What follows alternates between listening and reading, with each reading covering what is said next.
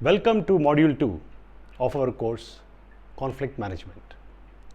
In this module, we will learn why conflicts happen and what can go wrong if conflicts are not managed properly.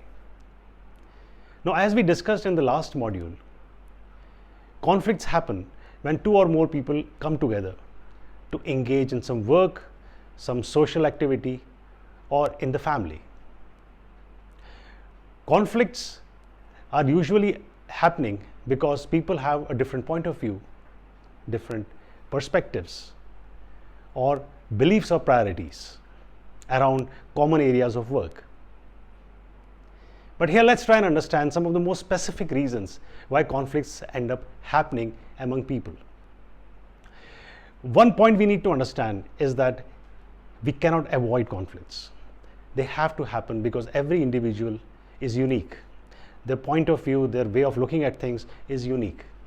So at some point or the other, these uniqueness, this difference of opinion, these different perspectives will clash and conflicts will happen.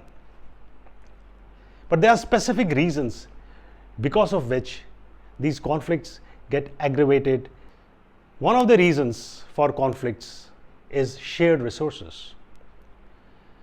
So when there is a common resource which has to be used by more people and they have different ideas about how to use it, then conflicts start happening.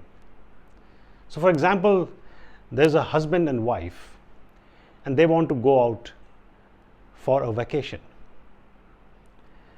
The husband wants to go to Europe, where they have been going earlier also, but he feels at home, he likes that place and he wants to go back there. While the wife says that we should be going to new places which we haven't seen.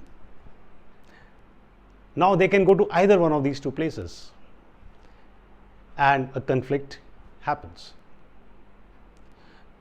The same way at the workplace, if I'm working on a project and there is somebody else who is also working on a different project, and we have a common pool of resources, then we'll have to decide which one of us gets the extra resources if we require to have them. So the challenge here is that whenever there's a common resource which has to be shared among people, then a difference of opinion may arise about how to use that resource and a conflict happens. Another reason for conflicts are different values. Now, value systems are a very powerful aspect of any person. Every decision that we take, our prioritization of things depend on or are derived from our value system. Let's take an example. Say there's a person who believes that work is the most important thing for him, more important than his health or his family. So this person will spend extra hours in office to finish off his work before he goes home. For him, it's not important to be home on time to spend with his family. He may do it tomorrow, or he'll decide whenever he gets time, he will spend time with his family. He has a colleague who has a different value system and he believes that his family is as important as his work. So he leaves for home at about 5 o'clock or 6 o'clock in the evening as per the norms of that organization. Now both these people can have a conflict because of different value systems. The person who is a workaholic will not seem to understand why this other person goes home so early, while the person who is going home early will keep wondering why this person has to spend all the time at office. Both are right because they have different value systems. Another reason for conflicts are divergent goals. If I feel that I need to go in a direction different from what my colleague is feeling, then we'll end up having a conflict. In a family, If one family member believes that we should save money so that we can have enough for a retirement, and another family member believes that we should be spending money now so that we can enjoy our life, they'll end up having a conflict. And they're having this conflict because both have different goals in life. They are trying to move in different directions. One important reason for conflicts is also different perspectives. When we have a different point of view on something, we may end up having conflict. Now here let me share with you a story from my own experience. About 16 years back, I was working with a large optical goods company. And I was handling a very large region, taking care of the sales and marketing for the products of that company. I had a second in command who was a very important person in my team. And he was handling some very important clients in that region. Now, both of us had very different perspective on how we should be engaging with our clients. I believed that we should be having a very business-like, professional approach with our clients. We should not be spending time socializing too much, having dinners and lunches, or going out for parties with them.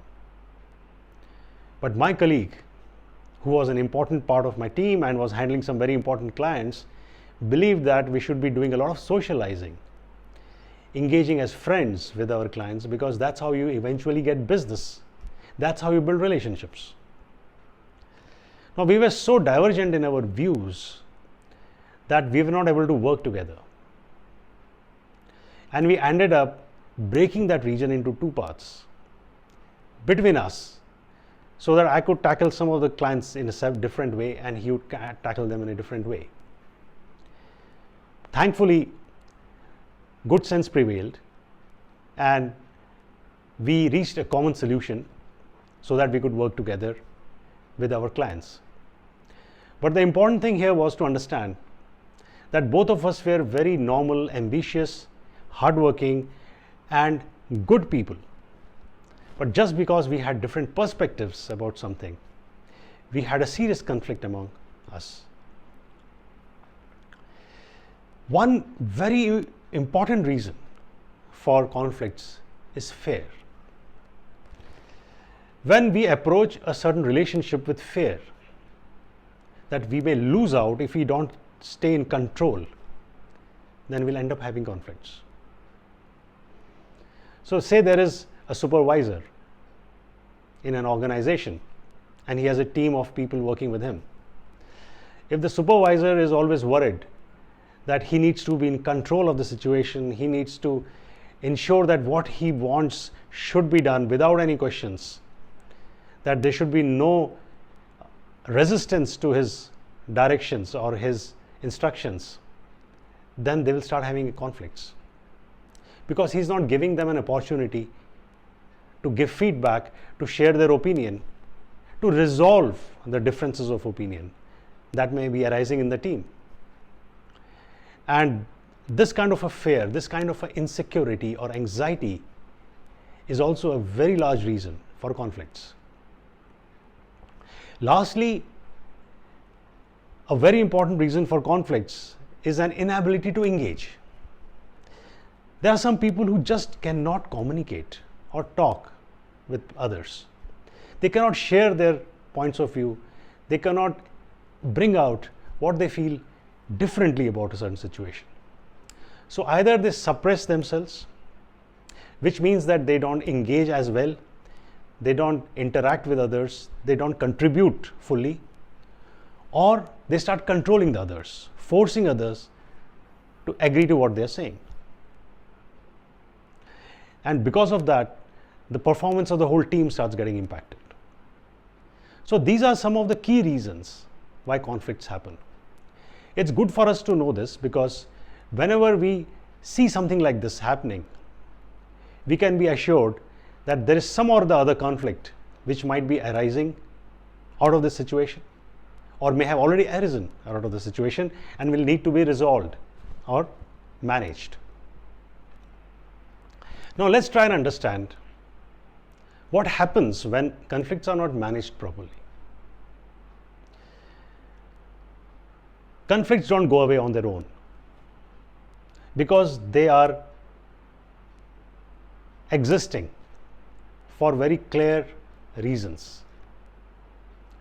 Different people in the group have different points of view or opinions about things, and the conflicts will stay till these opinions are brought together, a win-win solution is found out. Now there are a lot of times when those group members or the team members are unable to sit together and manage those conflicts, leverage them to benefit the team. In that case, the conflicts continue to simmer and stay with the team. Now these conflicts start making a negative impact on the performance of the team. And there are various manifestations of these conflicts on the performance of the team. One of the most tangible and visible manifestations are stress, frustration, or anxiety. So team members start feeling stressed, they start getting anxious, and this frustration. This kind of a situation leads to team members getting disengaged in their jobs.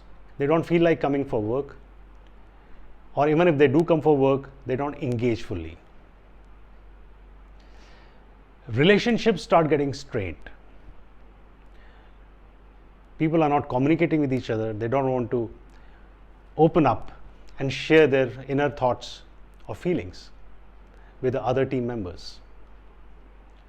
Sometimes these conflicts escalate to the point of grievances and litigation. So the conflicts become so serious that some of the group members reach out to human resources department or to their supervisors and start asking help to resolve these conflicts, which can be a very negative implication for the team. A very serious implication of conflicts is sabotage. When certain team members get into a very serious conflict which is not going away, they start sabotaging each other.